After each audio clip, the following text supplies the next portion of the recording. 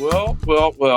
Welcome to another episode of Rimshots with Sean on the Rock Rage Radio Network, brought to you by Barstools and Bandtalk. I tell you, I just said on the intro before we started, I'm swinging for the fences here.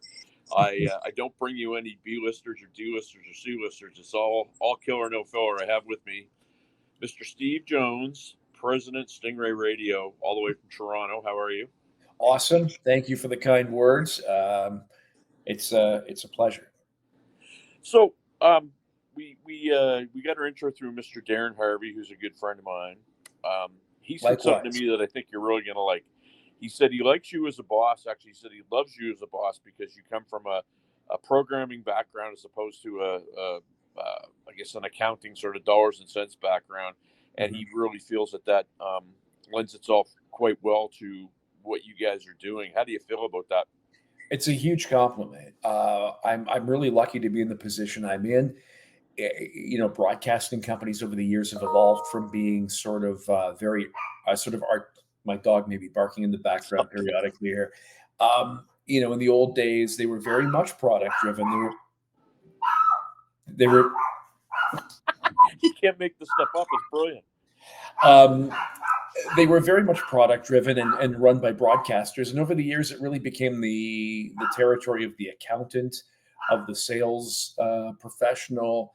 This position was traditionally held by somebody with those skills. So the fact that Stingray saw fit to have a broadcaster in that position is a huge compliment. I'm grateful for it, grateful to work for a company with that kind of vision, and grateful for the kind words from Darren, who is also one of the finest human beings to walk the planet. So you're a native Atlantic Canadian / Nova Scotian. Yeah, my dad was going to Acadia in 1970 when college kids, and my mom and dad were living there, and I was born in Wolfville when they still had a hospital. And then I didn't live there for very long. I moved to Ontario and grew up mostly in Ontario. And then when I was 37, ended up coming back to Halifax with New Cap Radio. So, the title of president, I mean, the business has changed a lot. Anybody that has had anything to do with the business knows it's changed a lot. I'm just going to slide this door shut. So this barking dog. Absolutely. It's all good. For everyone. There we go. She's a lovely dog, but strangers. Clearly, there's some fun going on. So this business has changed a lot, Steve. Absolutely has, yeah. So a large part of what you have to oversee the company, but what's it like in terms of your role? And I won't ask you to get totally into the weeds, but as president, is there a board of directors that you have to kind of report to and make sure that all the X's and O's are checked and all the boxes are checked when you're doing your job? Yeah, you don't operate with absolute carte blanche impunity from everything. I report to the president of Stingray in Montreal. Stingray is a global company. We're one of the largest distributors of music in the world, outside of obviously the big players like Apple and Amazon, Spotify, and those groups. But we distribute music in so many different ways, and so many people don't know that they're listening to Stingray. You go into any superstore, a Shoppers Drug Mart, Loblaws, Dollarama. There are thousands and thousands of retail locations across Canada where Stingray provides the audio background. On your TV, there's a plethora of cable channels that play music. If you're on connected TV, on Samsung TV, and Vizio, and LG, and then in cars, in Teslas, we're working with a number of other manufacturers to bring in-car entertainment to the next level by incorporating things like karaoke. Obviously not for the driver, but for everybody else. So Stingray's a big company. I report into to Montreal, and then there's a board of directors that oversees the company as a whole. So there's a lot of accountability to the position. But at the same time, one of the things I love about Stingray is that while a lot of broadcasters are beholden to that corporate behemoth, we're kind of not. We're kind of given a lot of freedom to run the radio division the way a radio division should be run, which I believe results in better decision making for the radio group, because the primary interest in every decision I make and every decision the team makes is what's best for this radio company.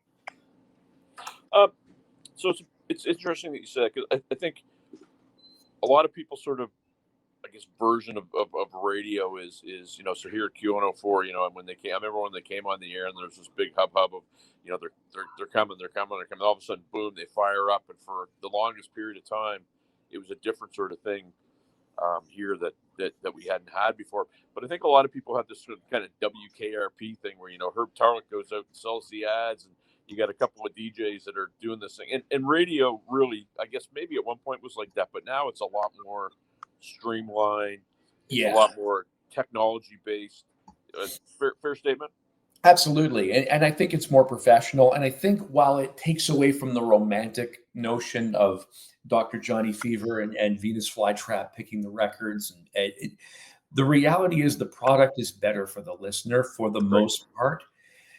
There's obviously exceptions, but the old days of freeform radio are long gone. These days, the music is generally selected by professionals who know what they're doing. They incorporate the needs of each market we serve into their decision making.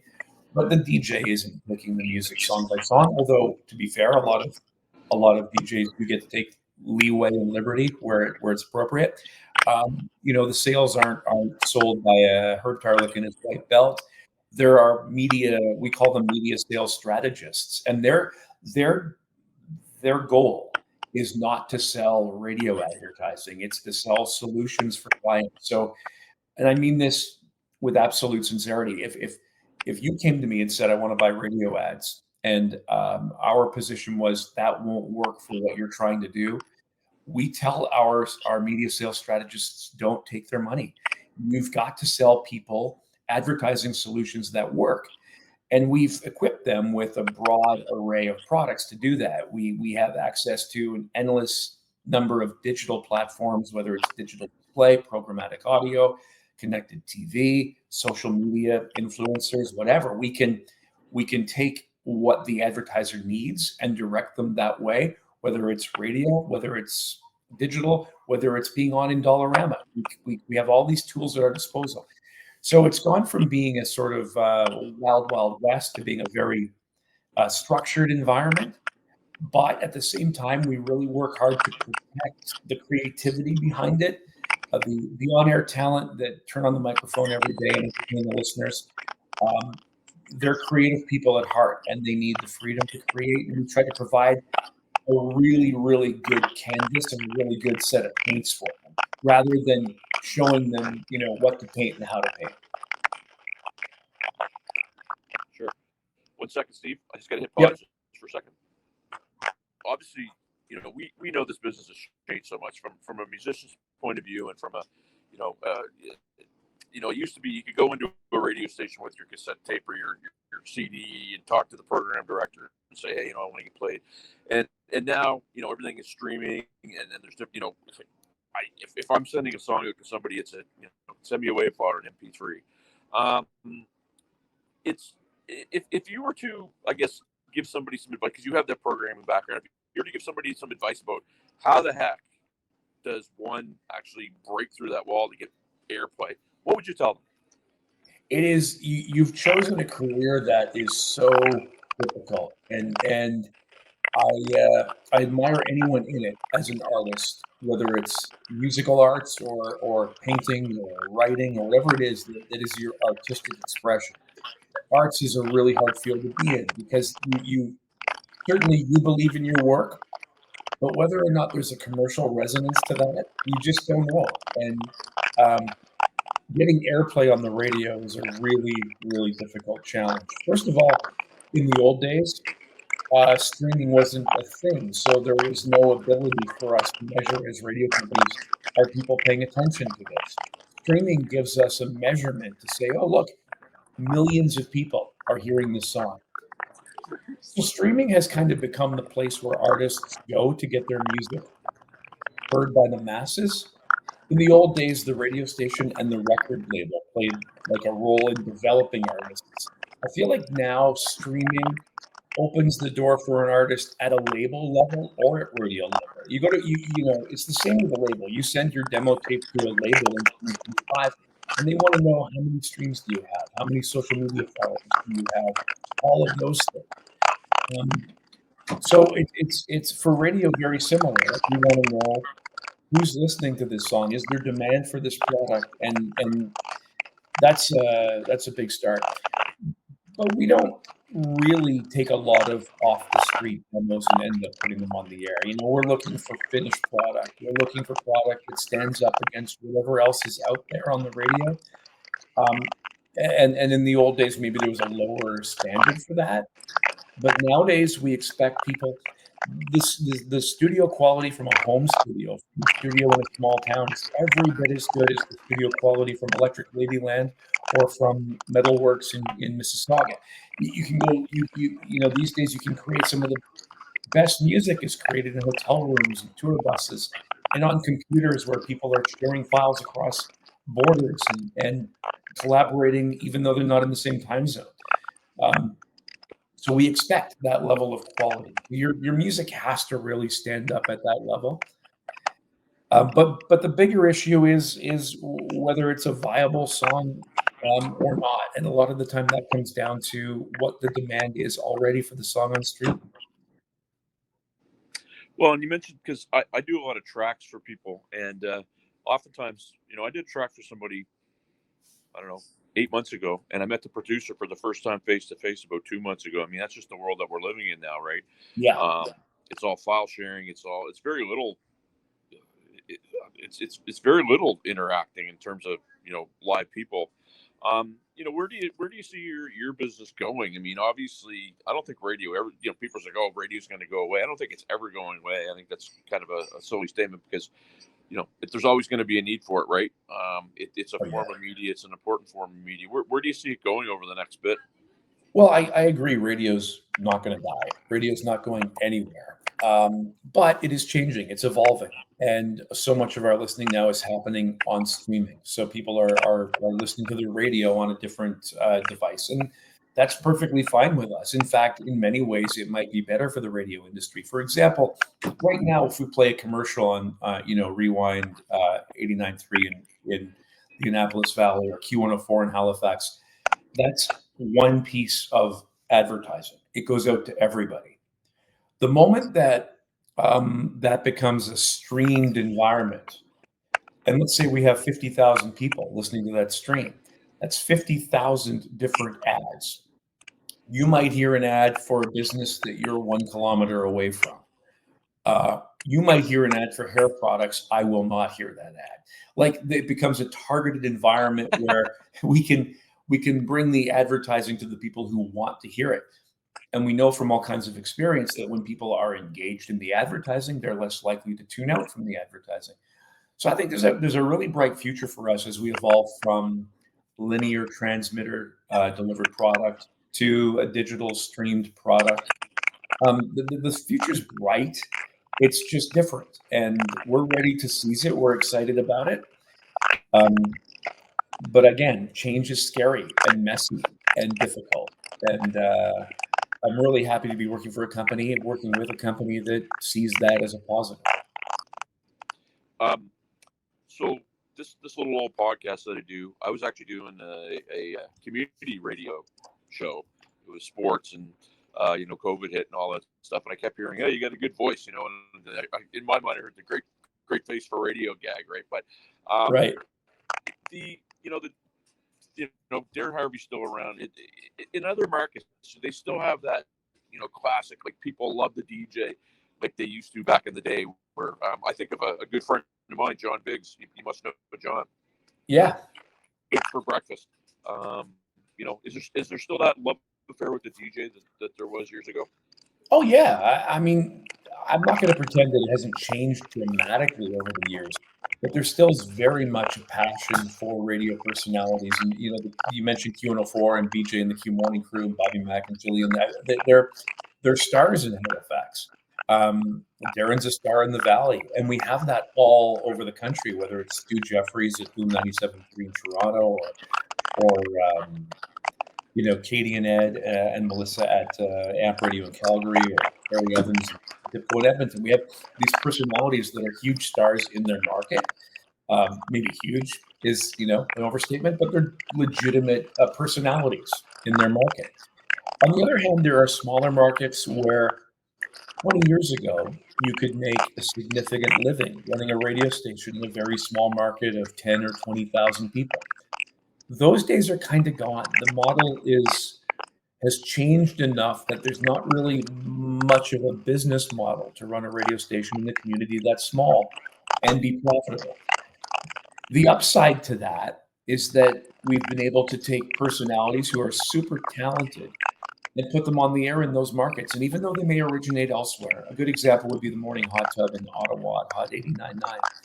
The Morning Hot Tub in Ottawa is also the morning show at Hot 93.1 in Fredericton, Hot 105.5 in Charlottetown, Hot 109 in Sydney. And it does very, very well in every market it's in because it's a really good radio show. And I would go back to personalities like Howard Stern. If you're really, really good like Howard, if you're really entertaining like the Morning Hot Tub, you can transcend the market you're in, and geography stops mattering.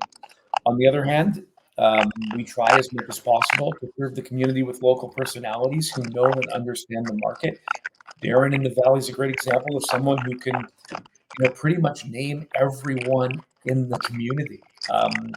It's like Norm on Cheers.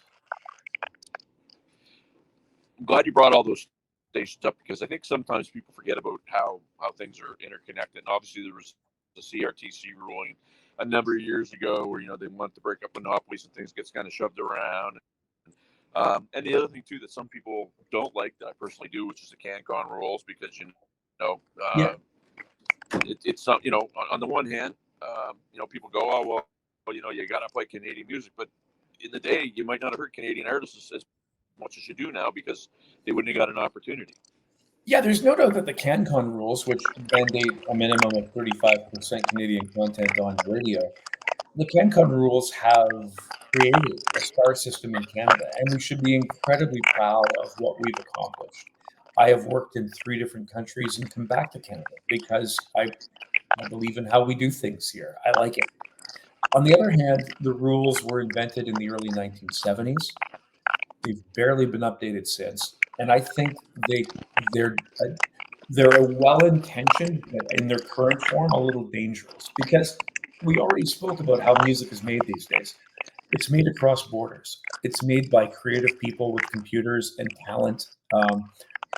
Let's say you write a song with someone from the United States. It's co-written by someone from Sweden.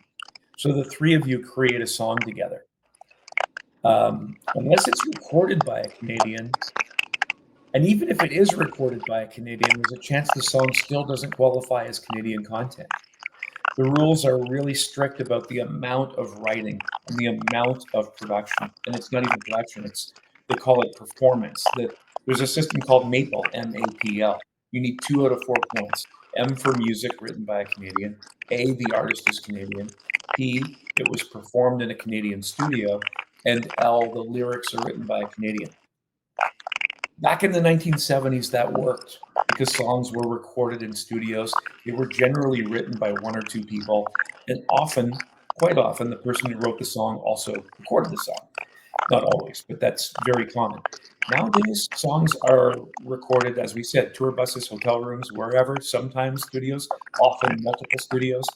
There are quite often 7, 8, 10 writers on a hit song. It becomes a lot harder to figure out what is and isn't CanCon. And I think we're starting to get to a point where we're excluding Canadian artists from collaborating with the world's best, because if they do, they're not Canadian. Out of the last 8 Juno Award winners for Canadian Single of the Year, 5 of the 8 songs don't even qualify as Canadian under the CRTC rules. If Donald Trump himself records a version of American Woman, it's CanCon because it was written by 2 Canadians. So it's 100% CanCon, even if it's recorded in the USA by an American who appears to, want to strangle Canada's economy. So the rules are a little mixed up, and I think we have to adjust a few things. I think if we one of the things I would really recommend the CRTC do is start with A for artist being worth everything. If a Canadian records a song, it's Canadian. If I need to go to Spain to be inspired and I co-write with someone from Vietnam and it's produced in a studio in Zurich, it's Canadian because I'm Canadian. So many songs by great Canadian artists like Celine, Bryan Adams, Shawn Mendes, Justin Bieber, Michael Bublé, they're Pete McRae. They're not Canadian because as soon as you collaborate too much with foreigners, we shut you down. And I know the system should, at its ideal, support all Canadian talent, including emerging Canadian talent.